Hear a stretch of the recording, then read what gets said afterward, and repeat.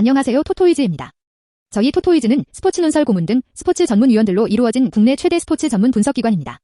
경기 분석은 전문위원들이 조합해드리는 골드픽, 조합픽 앤드 축구 승부패를 무료로 유튜브를 통해 시청하실 수 있습니다.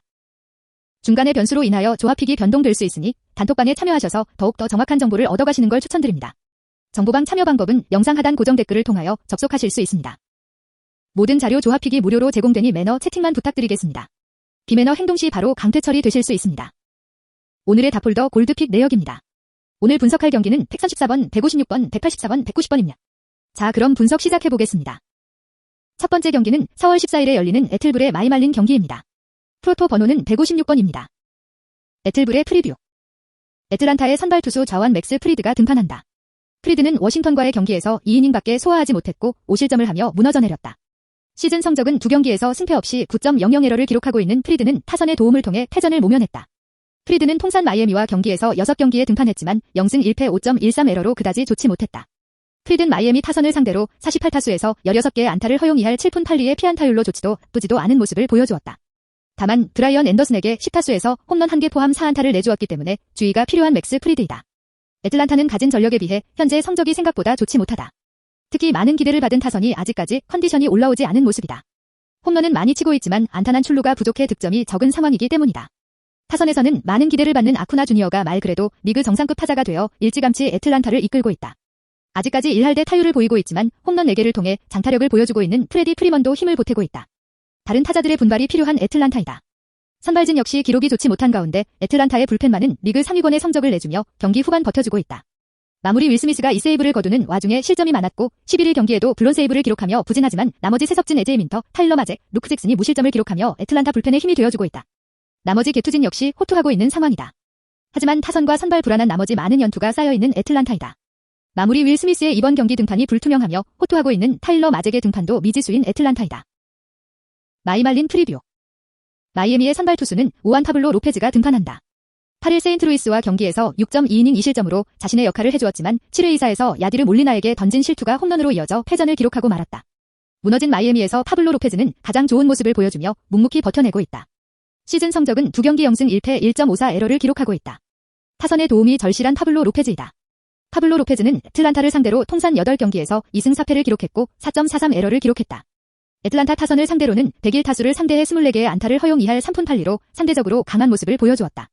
그러나 아쿠나 주니어에게 5개의 안타를 허용하는 와중 2개의 홈런을 허용했다는 점에서 주의가 필요한 파블로 로페즈이다. 마이애미는 당초 예상외로 선발진 매우 안정되었다. 샌디 알칸타라를 필두로 한 선발진의 평균 자체점이 리그 1위를 기록하고 있기 때문이다. 하지만 선발이 탄탄한 것에 비해 타선과 불펜진이 너무나 부진한 나머지 계속해서 하위권에 처져있는 마이애미이다. 4명을 집단 마무리 투수로 활용 중인 마이애미는 이미 가르시아와 딜런 프로로의 성적은 매우 좋지만 나머지 2명의 투수들은 성적이 좋지 못하다.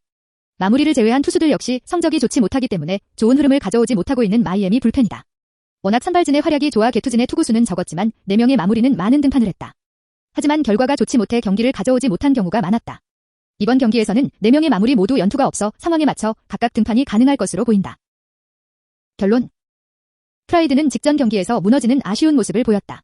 프라이드의 약점이 위기관리 능력이었는데 지난 시즌 좋았던 모습을 보이지 못하였다. 하지만 프라이드가 원정 경기보다는 홈 경기에서 강하다는 점은 좋은 요소이다. 마이애미를 상대로 1승도 거두지 못하고 있다는 점은 다소 불안 요소가 될 수 있다. 파블로 로페스는 앞선 2경기에서 호투하였다. 지난 시즌 기대 이상의 모습을 보여준 부분을 이어가고 있다. 애틀랜타를 상대로 지난 시즌 한 경기를 제외하면 좋은 모습을 보였는데 픽홈런만 조심한다면 호투할 가능성이 높아 보인다. 두 팀의 타선 흐름도 좋은 모습은 아닌 상황인 만큼 선발진이 좋은 호투를 펼칠 가능성이 높아 보인다. 이 경기는 8.5언더를 추천한다. 승패 애틀랜타 승. 두 번째 경기는 4월 14일에 열리는 샌프자이 신시레즈 경기입니다. 프로토 번호는 184번입니다. 샌프자이 프리뷰. 샌프란시스코는 우한 케빈 가우스먼이 선발로 나온다.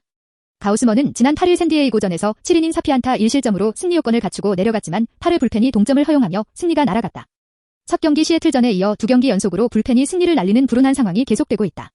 포심과 싱커가 주무기이며 슬라이더와 체인지업이 서드 피치였는데 20시즌과 달리 슬라이더의 비중을 늘리고 체인지업의 비중을 줄인 것이 효과를 보고 있다.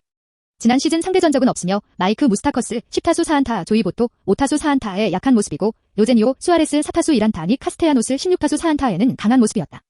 지난 경기 샌프란시스코는 선발 에런 산체스가 5이닝 3피안타 2실점으로 호투하였지만 타선 지원을 전혀 받지 못했고 3회 윙커의 내준 투런 홈런이 아쉬웠다. 6회 나온 할린 가르시아가 보토의 솔로 홈런까지 내주면서 쐐기점을 허용하였다. 타선에서는 솔라노와 포즈만이 안타를 기록하면서 2안타 3사 4구 무득점으로 경기를 마무리했다. 이번 경기에서 투수전이 예상되는 만큼 먼저 점수를 뽑는 팀이 승리할 것으로 예상된다. 신시리즈 프리뷰. 신시내티는 오한 루이스 카스티오가 선발로 나온다.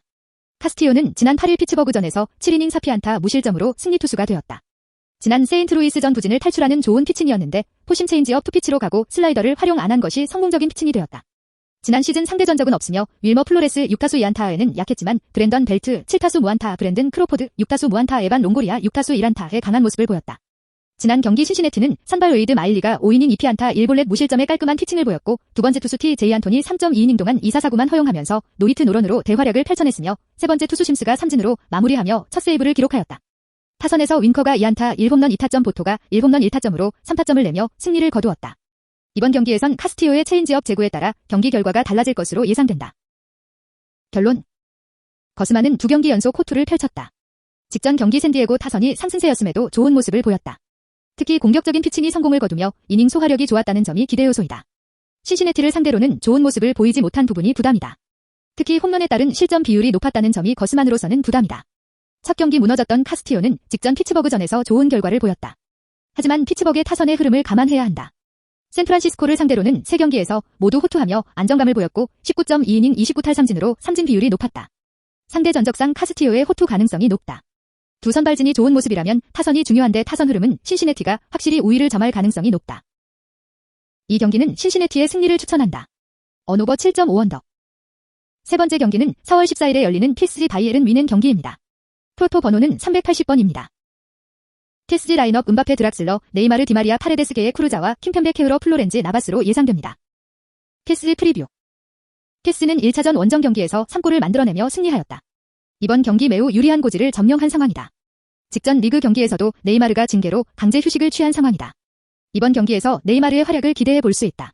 베테랑인 디마리아도 직전 리그 경기에서 휴식하였고 핵심 미드필더인 게에도 이번 경기 수비적인 부분을 감안하여 직전 리그 경기에서 교체 룰전하였다. 이카르디, 나바스, 마르퀴뉴스 등 핵심 전력들의 부상 이탈은 다소 아쉽다. 킴펜베가 불안한 상황에서 페레이라가 활약을 보이지 못한다면 수비적인 부분에서 고전할 수 있다. 다만 바이에른 뮌헨의 핵심 공격수가 여전히 부상 중인 상황임을 감안한다면 충분히 좋은 기대를 가져볼 수 있을 것으로 보인다.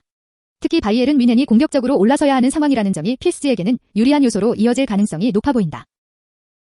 뮌헨 라인업 산에 코막, 뮬러, 데이비스, 고레츠카, 키미히, 데이비스, 줄레, 보아탱, 에르난데스, 노이어로 예상됩니다. 뮌헨 프리뷰. 바이에른 뮌헨은 1차전 홈 경기에서 3골을 내주며 패하였다.